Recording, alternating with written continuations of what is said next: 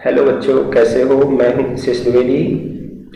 आज मैं आपको प्रिंसिपल्स ऑफ ऑर्गेनिक फार्मिंग जो कि नेशनल एजुकेशन पॉलिसी 2020 के अकॉर्डिंग इसका सिलेबस है वो आपको स्टार्ट करवाया जाएगा और क्लास बाई क्लास आपको प्रोवाइड करवाया जाएगा। तो आज का हमारा पहला क्लास है ऑर्गेनिक फार्मिंग के बारे में। इसका हम लोग इंट्रोडक्शन देखेंगे। इंट्रोडक्शन के अलावा इसकी थोड़ी सी हिस्ट्री देखेंगे हम, कहाँ से कैसा कौन सा इंस्टीट्यूट या फिर कोई मतलब कि कौन वर्क कर रहा है, इस पे सब कुछ बताया जाएगा आपको। तो चलिए स्टार्ट करते हैं। ऑर्गेनिक फार्मिंग बेसिकली आप जान लीजिए कोई नया कंसेप्ट नहीं है, ये हमारा ट्रेडिशनल कंसेप्ट है। ट्रेडिशनल कंसेप्ट क्या होता है? ट्रेडिशनल कंसेप्ट है, ठीक है ना। ट्रेडिशनल कंसेप्ट होता है परंपरागत जो भी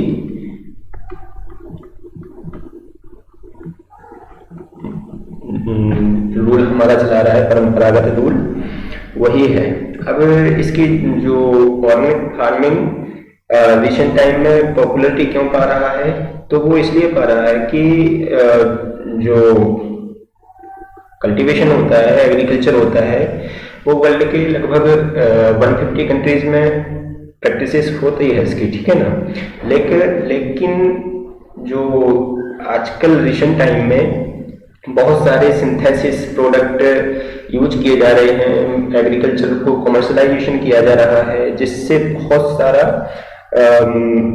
इल इफेक्ट्स सामने आ रहे हैं। जैसे ग्राउंड वाटर में इंसेक्टिसाइड, पेस्टिसाइड और फर्टिलाइजर रेजिड्यू का पाया जाना, जिससे बहुत सारी डेंजरस डिजीज सामने आ रही हैं और हमारी जो सॉइल है वो भी डिग्रेडेड हो रही है।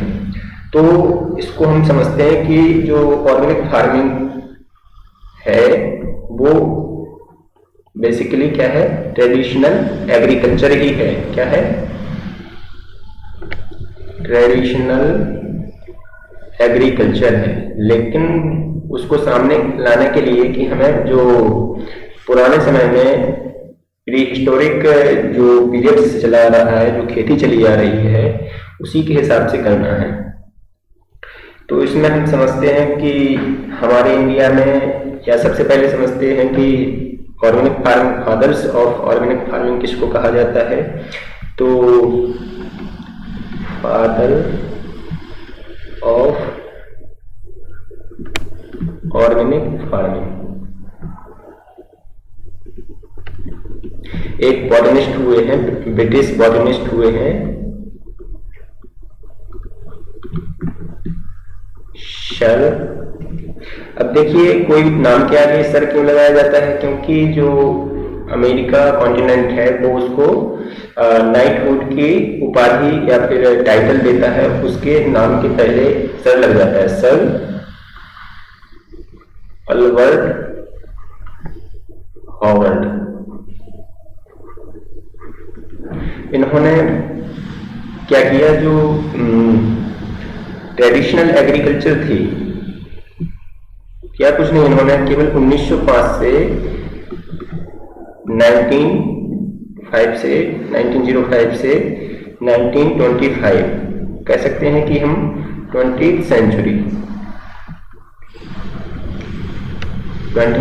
में इन्होंने वर्क किया। और क्या किया इन्होंने? जो ट्रेडिशनल एग्रीकल्चर चली आ रही थी, ट्रेडिशनल एग्रीकल्चर जो ऑनगोइंग थी, उसको उन्होंने केवल क्या दे दिया? साइंटिफिक नॉलेज से करवाना शुरू किया। तो इनको क्या कहा जाता है? Fathers of organic farming. चलिए तो हमने समझ लिया। अब आगे समझते हैं हम हमारे जो इंडिया में, इसके लिए यहाँ पर लिख देते हैं ऑर्गेनिक फार्मिंग, ठीक समझ जाएंगे। सेकंड पे चेंज कर लिया है मैंने। यहाँ पर देखते हैं, एक नाम सुना होगा आपने, NCOF, NCOF का मतलब होता है national centre for organic farming. समझ जाइएगा, इसको 1 अक्टूबर 2004 में स्टेब्लिश किया गया था। कहाँ पर है ये? और गाजियाबाद में इसको स्टेब्लिश किया गया था। और इसके तहत इसके अंदर में एक प्रोजेक्ट काम करता है जिसका प्रोजेक्ट का नाम है NPOP। NPOP क्या है? National project on organic farming. पूछा जाता है national project on organic farming. ये भी उन्होंने 2004 से ही स्टार्ट कर दिया था, लेकिन क्वेश्चन आता है कि 2004 तो ये सभी को पता रहता है। क्वेश्चन अब जो एग्जाम में, जो रिसेंट टाइम में एग्जाम आ रहे हैं, बहुत सारे कॉम्पिटिटिव एग्जाम्स, तो उसमें एग्जामिनर ध्यान क्या दे रहा है कि बच्चे को यदि पूछा जाए तो 2004 में कौन सा 5 ईयर प्लान चल रहा था, कौन से 5 ईयर प्लान में इसको स्टेब्लिश किया गया है, और जो प्रोजेक्ट है वो भी कौन से 5 ईयर में इसको स्टार्ट किया गया था। तो ये स्टार्ट किया गया था 2004 में, चल रहा था 10th 5 ईयर प्लान। तो ये भी सेम होगा 2004। इसके अलावा जो national centre for organic farming Ghaziabad में है, उसमें उसके भी एक रीजनल सेंटर है। इनकी रीजनल सेंटर की नंबर पूछा जाता है कि कितने रीजनल सेंटर इंडिया में इस इंस्टीट्यूट जो NCOF है उसके तहत काम कर रहे हैं। तो इनको देख लेते हैं। रीजनल सेंटर मेनली 9 है। नंबर पूछा जाता है 9 है। अब 9 है तो कहाँ कहाँ है? बेंगलोर। यदि देखिए बच्चों, राइटिंग में ना आए तो मेरा प्रोनाउंसिएशन सुनते जाइएगा। भुवनेश्वर, इम्फाल, जबलपुर, नागपुर, गांधीनगर। गांधीनगर कहाँ है? गुजरात। गांधीनगर, पटना, पटना तो जानते होंगे बिहार, और पंचकुला। पंचकुला कोई बताएगा कहाँ है? ये हरियाणा में पड़ता है। ठीक है, आप पता है हरियाणा में। तो कितना हो गया? 1 2 3 4 5 6 7 8, एक रह गया है। एक वो है गाजियाबाद।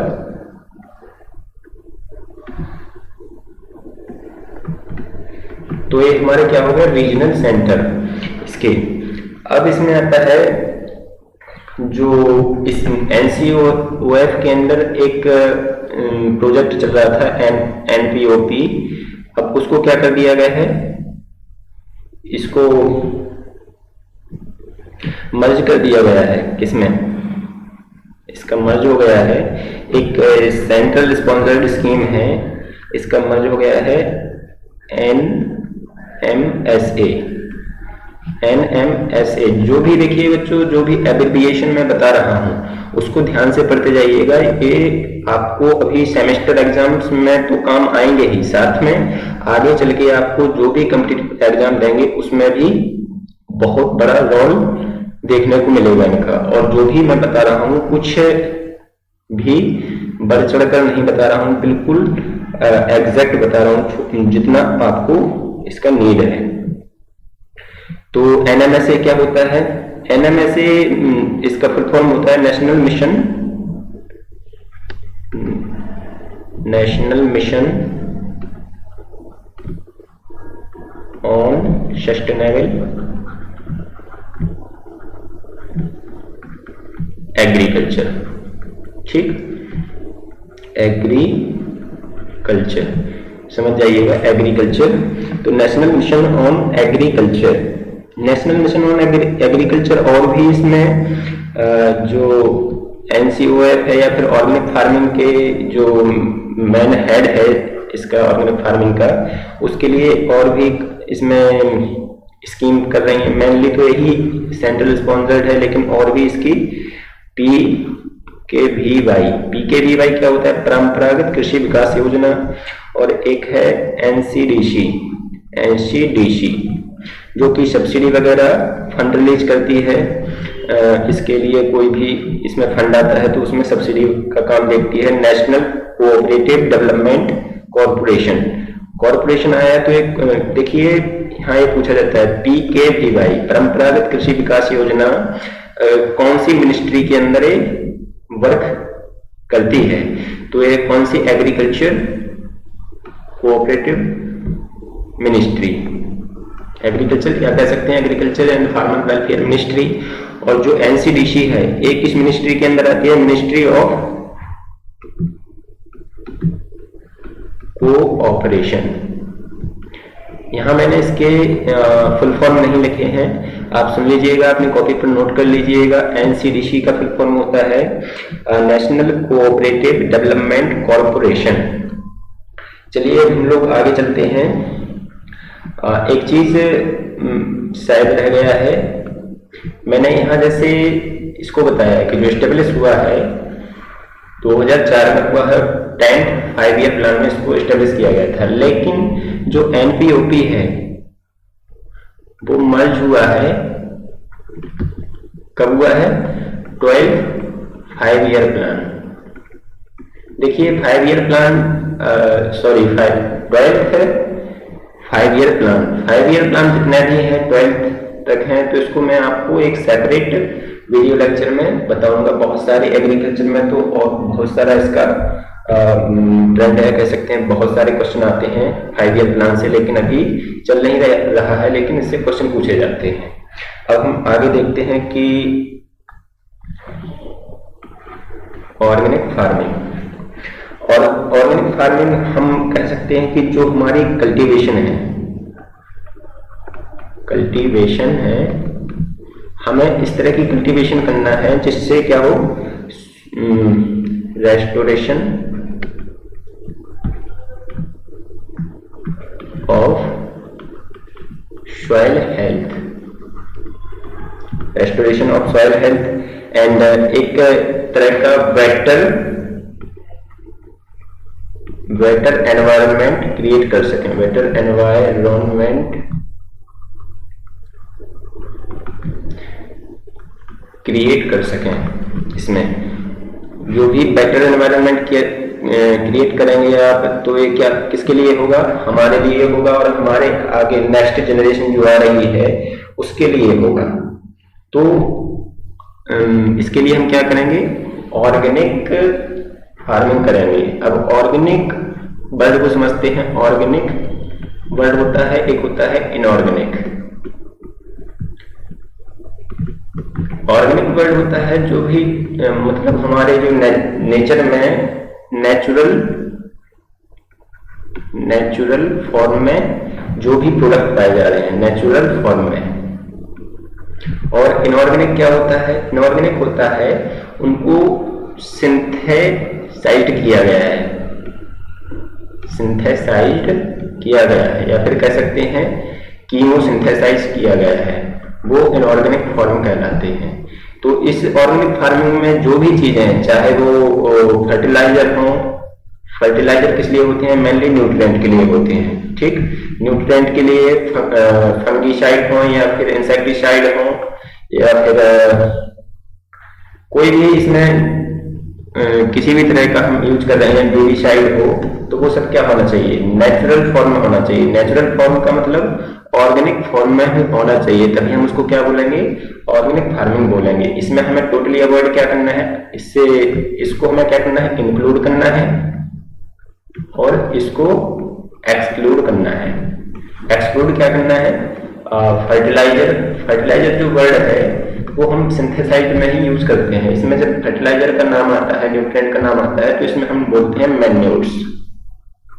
मैन्योर्स एंड फर्टिलाइजर में डिफरेंस क्या है वो एक सेपरेट मैटर टॉपिक है, उसके बारे में बताएंगे हम अलग से। तो चलिए हम एक आपको इमेज दिखाते हैं। इमेज से आप समझ जाएंगे कि इसमें हम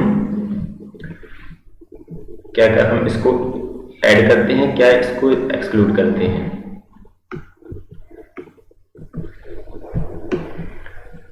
ये दिख रहा होगा आपको।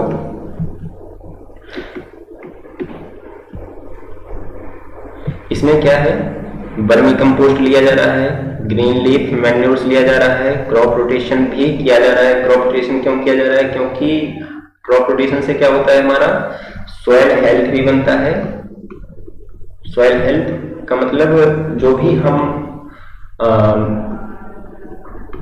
यूज कर रहे हैं, यदि सॉइल हेल्थ बेटर है तो हमें एक्स्ट्रा कुछ इंडिस्क्रिमिनेटली जो फर्टिलाइजर हैं या फिर जो भी न्यूट्रिएंट देने के लिए प्रोडक्ट यूज करते हैं हम, लाइक मैन्योर्स, फर्टिलाइजर एक्सेट्रा, तो वो हमें देने ही नहीं पड़ेंगे।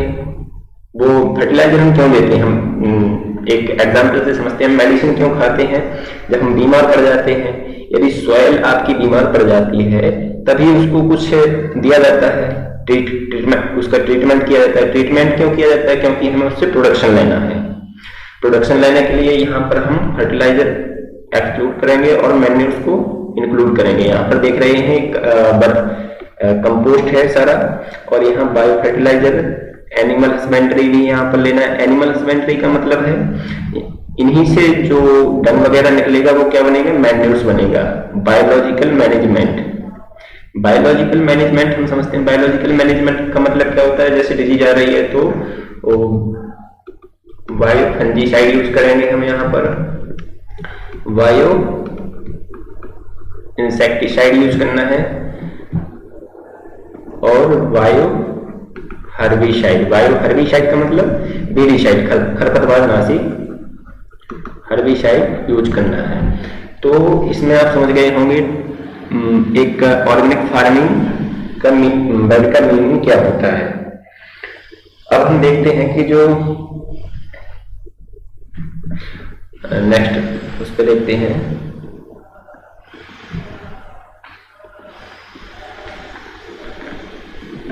एक इसकी डेफिनेशन देखते हैं। Definition of organic farming.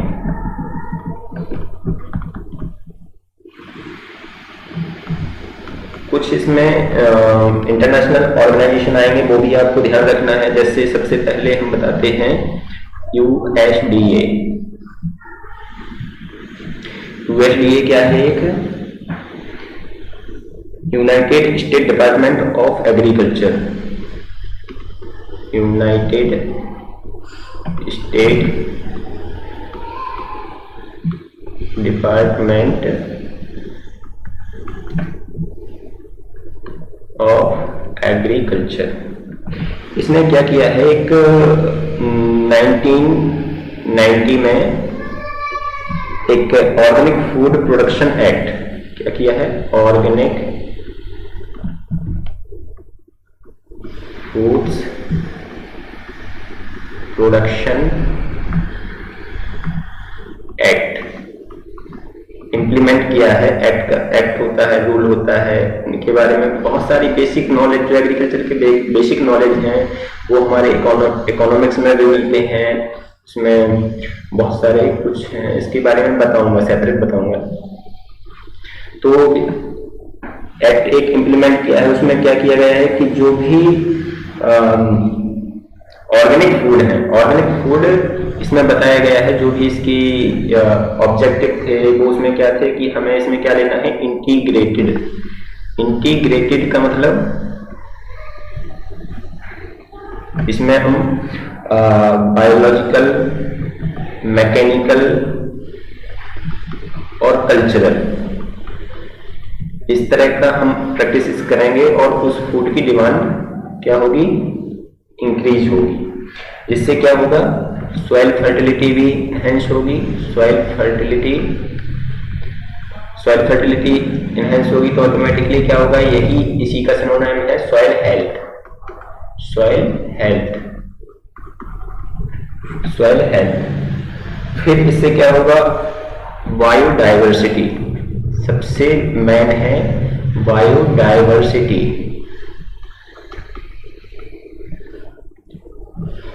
Biodiversity word आपको समझाते हैं, बहुत ही इंपॉर्टेंट है। मेनली जो वर्क किया जाता है और वर्क किया जा रहा है ऑर्गेनिक फार्मिंग पर, वो किस लिए किया जा रहा है, बायोडाइवर्सिटी को स्टोर करने के लिए, या फिर रिस्टोर भी कह सकते हैं, या फिर उसको बचाने के लिए। तो बायोडाइवर्सिटी क्या है, हमारे इंडिया की डाइवर्सिटी जो है वो बहुत ज्यादा है। डाइवर्सिटी होना बहुत अच्छी बात होता है। अच्छा, आपको एक एग्जांपल से समझाते हैं। एक पर्टिकुलर प्लेस पर एक ही जैसे स्पीसीज रह रही है, एक ही जाति के लोग रह रहे हैं, या फिर प्लांट हो या ह्यूमंस हो या फिर एनिमल्स, कुछ भी हो, कोई डिजास्टर आया है तो सभी पर इफेक्ट पड़ेगा, पूरी कम्युनिटी पर इफेक्ट पड़ेगा। और ज्यादा डिजास्टर आया तो वो डेड हो जाएगी, तो टोटल वहां पर क्या हो जाएगा, लाइफलेस एरिया हो जाएगा वो। यदि उसमें डाइवर्सिटी है, वहां पर तरह तरह के लोग रह रहे हैं, तरह तरह के जीव रह रहे हैं, तो जो डिजीज आएगी, पर्टिकुलर पैंडेमिक, जैसे अभी कोरोना आया था, कोरोना क्या हुआ, जिसकी इम्यूनिटी अच्छी है तो वो उससे ग्रसित नहीं हुआ, और जिसकी इम्यूनिटी क्या है, वीक है, वो उसमें इन्फेक्ट हो गया था। तो कुछ लोग क्या, बहुत सारे लोग इसमें डेथ भी हो गई उनकी। तो ये क्या है, डाइवर्सिटी होना एक अच्छी बात है। अब जैसे एक एग्जांपल देते हैं, जो हमारा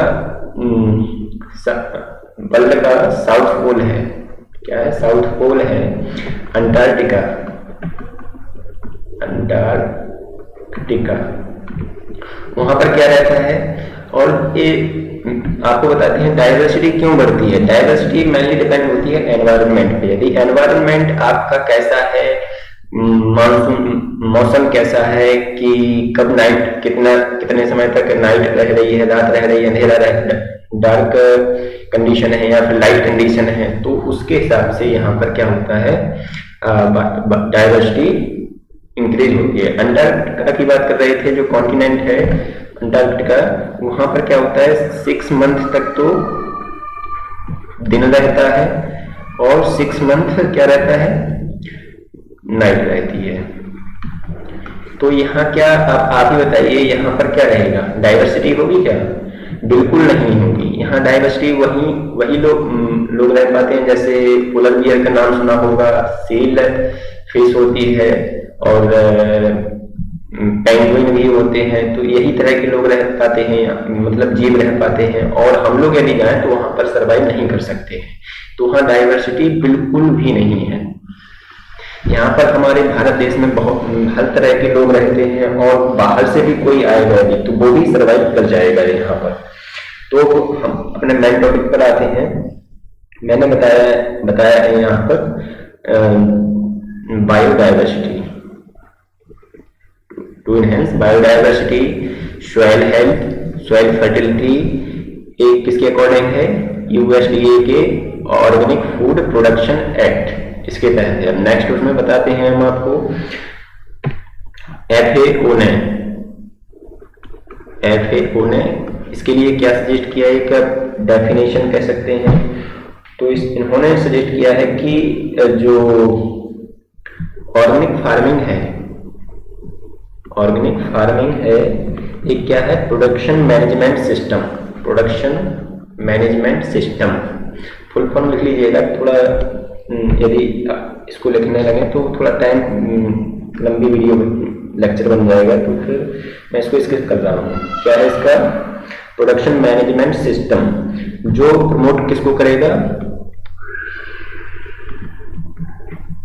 प्रमोट देखिए इसी का प्रमोट बता रहे हैं, एग्रो इकोसिस्टम को। एग्रो इकोसिस्टम, इसको भी बताऊंगा क्या है एग्रो इकोसिस्टम। इकोसिस्टम क्या होता है, देखिए एक दो वर्ड सुने होंगे आपने, फ्लोरा एंड फौना। फ्लोरा और फौना क्या होती हैं, एक हमारी जो फ्लोरा होते हैं वो वेजिटेशन होती है, और एक हमारे बायोज होते हैं, जो भी बायोज हैं एक दूसरे से डायरेक्ट लिंक्ड है। क्या है? डायरेक्ट लिंक्ड है। कुछ भी हो, जैसे हम लोग ऑक्सीजन इंटेक करते हैं तो ऑक्सीजन कहाँ से आती है? पेड़ पौधों से आती है, और हम लोग कार्बन डाइऑक्साइड जो एब्जॉर्ब करते हैं वो इंटेक क्या करते हैं? फ्लोरा या फिर कह सकते हैं ट्रीज वगैरह जो वेजिटेशन है वो इंटेक करते हैं। तो क्या है? डायरेक्ट लिंक है, इंटरलिंकिंग है। तो एग्रो इकोसिस्टम के बाद बायोडाइवर्सिटी तो बता ही दिया था, इसने भी रिपीट किया है। बायोडाइवर्सिटी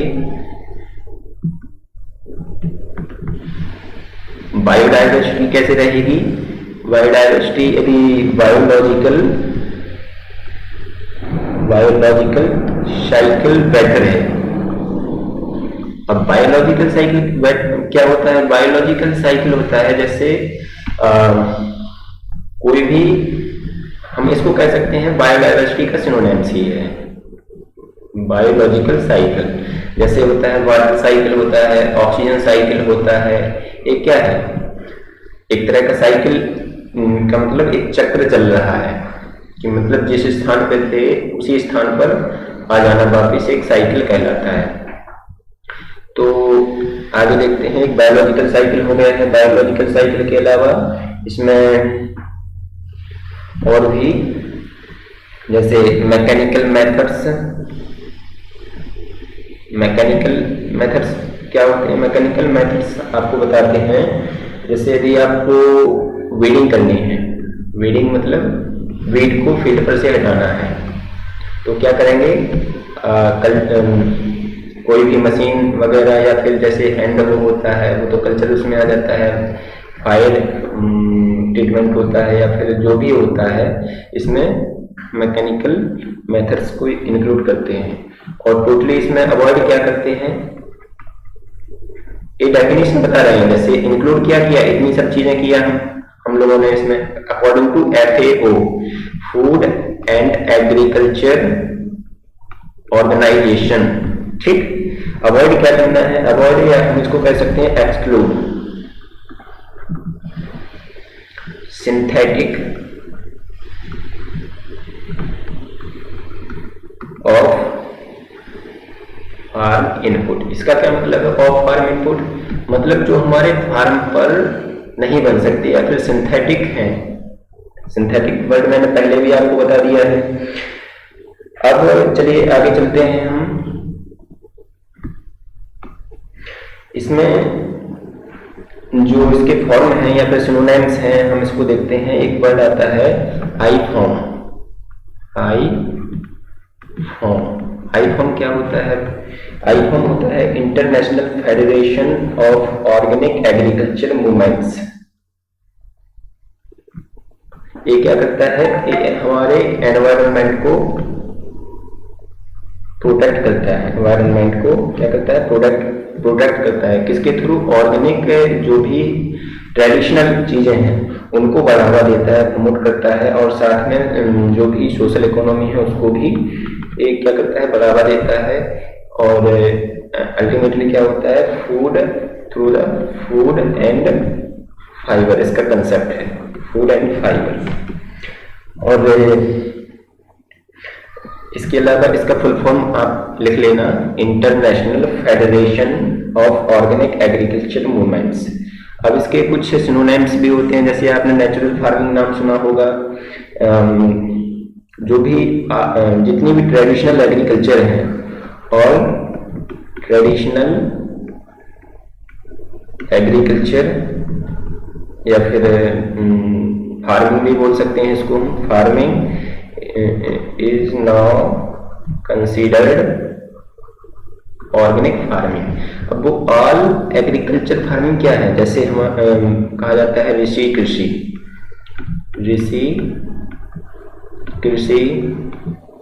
पंचगव्य कृषि, कृषि, नेचुरल फार्मिंग,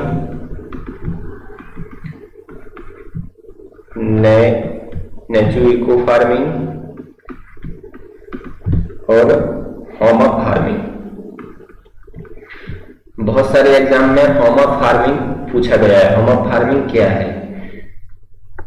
तो किसका फॉर्म है? एक ऑर्गेनिक एग्रीकल्चर फार्मिंग का ही पार्ट है। इसके बारे में आपको बताया जाएगा, लेकिन सबसे पहले आपको फोकस किस पे करना है? इसके इंट्रोडक्शन पर। सबसे पहले इसको रीजनल सेंटर को देखना है, इस एनसीओपी को देखना है, एनपीओपी को देखना है, जो भी स्कीम काम कर रही है, परंपरागत कृषि विकास योजना, एनएमएसए, एनसीडीसी, और इसके अलावा ये तो मैंने समझाया था, इसको भी देख लेना थोड़ा, ठीक है ना। यूएसडीए के अकॉर्डिंग उसने क्या कहा है, और इसके साथ एफएओ के अकॉर्डिंग डेफिनेशन क्या है, आगे आपको बताया जाएगा इसके बारे में। जो मैंने अभी बताया है इसके बारे में बताया जाएगा, और जो भी इसके डेफिनेशन इंट्रोडक्शन हो गया है, अब इसका कंपोनेंट भी बताए जाएंगे, ऑब्जेक्टिव भी बताए जाएंगे, लेकिन इसको समझना है, कॉपी पर नोट करना है जो मैंने बताया है। सभी कुछ आपको यहाँ पर ऑनलाइन बोर्ड पर नोट करके तो बताया नहीं जा सकता है, तो आप इसको देखिए। एक बार समझ में नहीं आता है 2 बार देखिए, लेकिन इसको बिल्कुल पूरा फुल उससे देखिए, कंसंट्रेशन से। तो एक होमवर्क, डेली होमवर्क मिलेगा। अभी वर्तमान में एरिया आपको पता करना है, ऑर्गेनिक एरिया कितना है। देखिए परंपरा, हमारा जो सिक्किम स्टेट है वो भी ऑर्गेनिक स्टेट बन चुका है। लक्षद्वीप जो है वो भी क्या बन चुका है? ऑर्गेनिक यूटी बन चुका है। तो इन सबको मिला के टोटल एरिया कितना हो गया है ऑर्गेनिक एरिया, वो आपको बताना है। तो आज का लेक्चर बस इतना ही। चलिए मिलते हैं नेक्स्ट लेक्चर में, और आपको आगे का बताया जाएगा। Okay, thank you for watching class.